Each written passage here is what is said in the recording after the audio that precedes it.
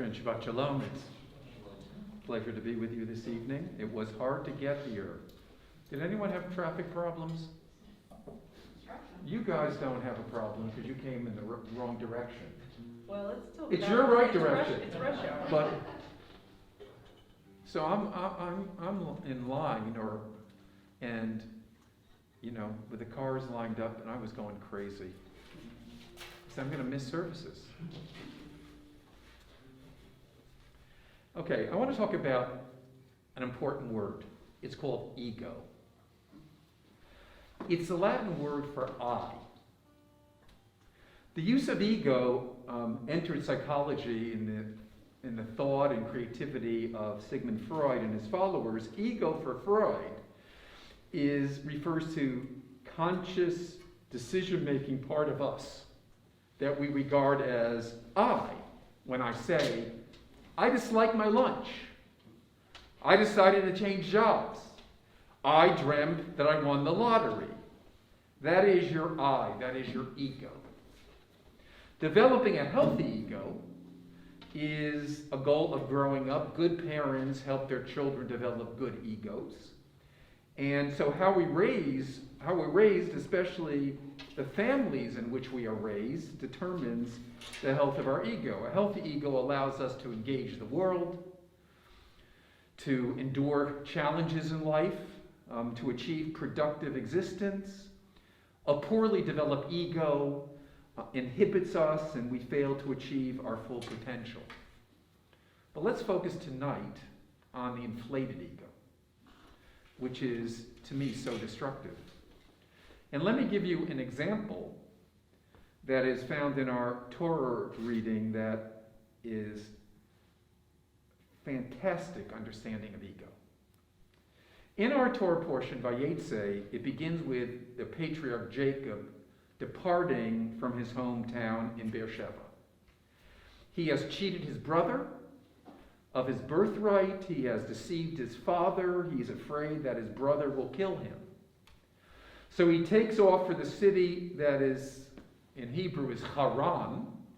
It's in northern Syria, to live in the house of Laban, his maternal uncle. So let me read to you what the Torah says.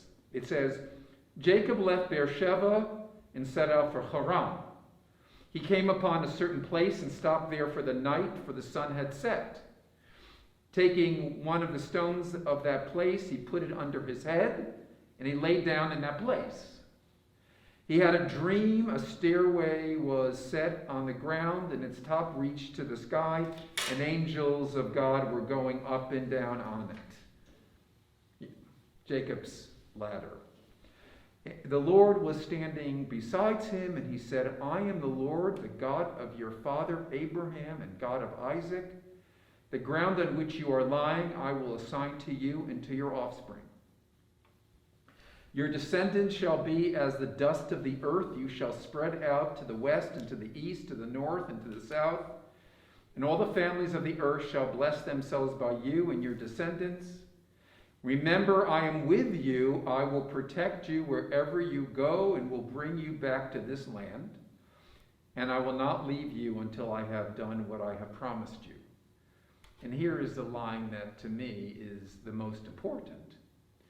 Jacob awoke from his sleep and said, surely the Lord is present in this place, and I did not know it. On some simple level, this is a really basic story. It's a man lies down in what he appears to be a God-forsaken place. And unexpectedly, he has this great vision. And when he wakes up, he knows something profoundly spiritual has happened to him. He senses that he had somehow been in the presence of God. And he proclaims the following. Akein yesh Adonai b'makom hazeh v'anochi lo yadati. Surely God was in this place, and I did not know it.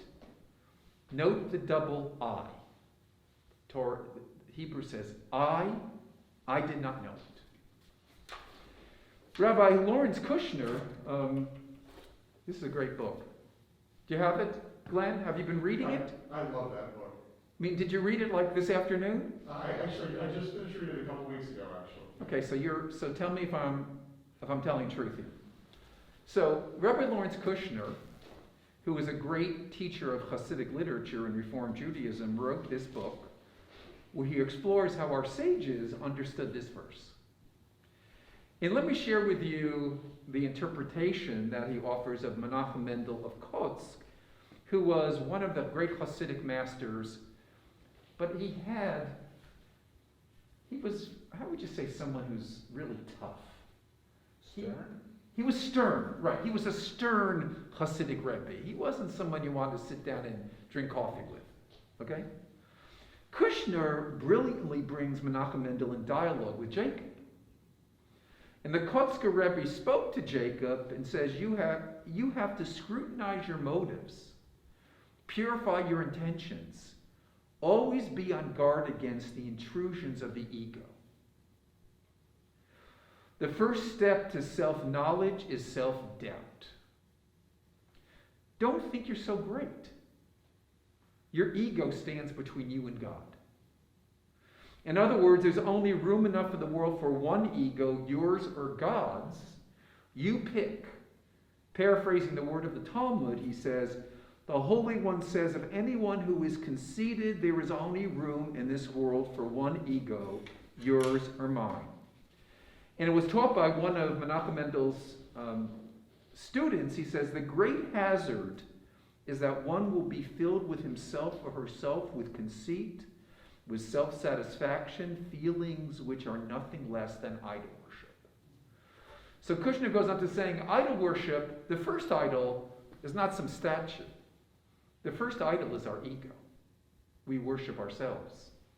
Ego here is not thinking that you're talented or a good person. That's healthy. Here, ego is arrogance. It's thinking that we're better than someone else. It's making ourselves big in the presence and at the expense of someone else. The prohibition against idolatry, it always seems strange. I mean, okay, who's gonna worship an idol? The Kotzker Rebbe says idolatry is about egotism. It's self-centeredness at the expense of someone else. It's self-worship. Self-centeredness at the expense of someone is the root of being a nasty person. Surely God was in this place, and I didn't know it. The simple extra I leads one of Menachem Mendel's followers to teach it is only for a person to attain that high rung of being able to say, surely God is in this place when he or she has utterly eradicated all trace of ego from his or her personality, from his or her sense of self and his or her being. Now, Menachem Mendel, I mean, is this too high of a standard? Nathan, what do you think? No. If you didn't agree with me, that would be it. Menachem Mendel's piety is extreme. Nevertheless, it seems like a message that we really need to hear. Too much ego is a trap. It can lead us to selfishness. The world revolves around me instead of we are all in this together. Arrogance. I don't care who I have to step on to achieve my goal. We accept this distortion, rationalizing that we live in this dog-eat-dog world and we need to look out only for ourselves. And there is this myth that we are all self-made, but we come from families and all grew up in communities and all are part of a civil society. The myth pervades that we have individual achievements, that we can be proud of remarkable things because in the language of our age, I did it myself. It's not true. Ego can lead to a lack of self-criticism. How can I be wrong? What I think or do must be right because I know better than others. Or if we are consumed by ego, how can we ever really love another person? Because love must be rooted in humility and in vulnerability. Another person matters as much as we do. If you can't say that, how do you love? How do you love everybody? So what's the Jewish response? Jewish response is what we're told Moses had. It says that Moses had anavah, he had humility. In Judaism, it is tangibly expressed in what's called gimilut chasadim, deeds of loving kindness, things that we do for others because we believe the others are as important as we are. These acts involve some form of selflessness in the service of others. Let me give you an example of that is, in Judaism, to me, probably the most profound.